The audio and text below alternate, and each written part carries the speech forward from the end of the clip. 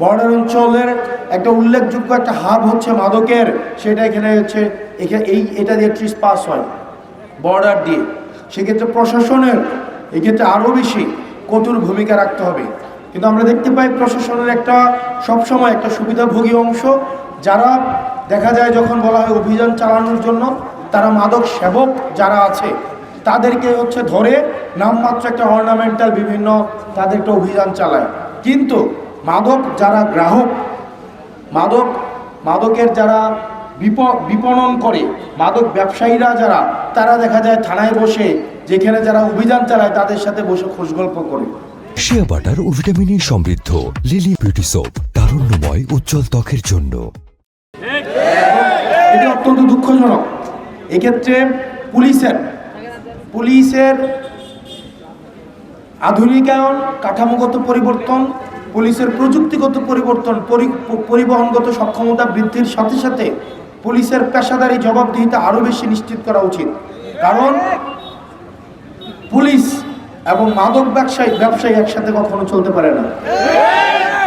একই সাথে সাথে এই মাদকের সেবক যারা আছে তাদেরকে যেভাবে আইনের আওতায় আনতে হবে, একই সাথে সাথে মাদকের যারা ব্যবসা করে তাদেরকেও আইনের আওতায় আনতে হবে।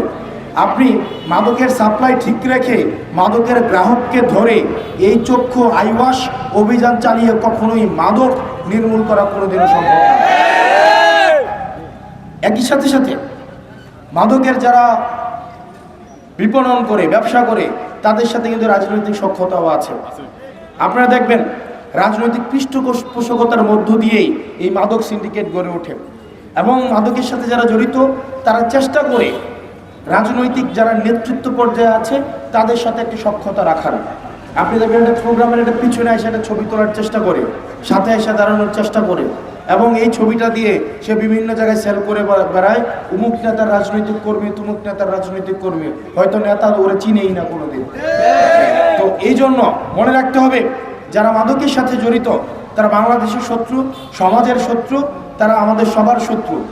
তারা আইনের আওতায় তাদেরকে অবশ্যই আনতে হবে। তাদের কোনো রাজনৈতিক পরিচয়ে তাদেরকে কোনোভাবেই শেল্টার দেওয়া যাবে না। এজন্য আমাদের সরকারের অগ্রণী ভূমিকা রাখতে হবে।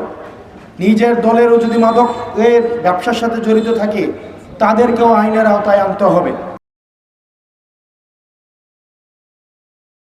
শিয়া বাটার ও ভিটামিন ই সমৃদ্ধ লিলি বিউটি সোপ, তারুণ্যময় উজ্জ্বল ত্বকের জন্য।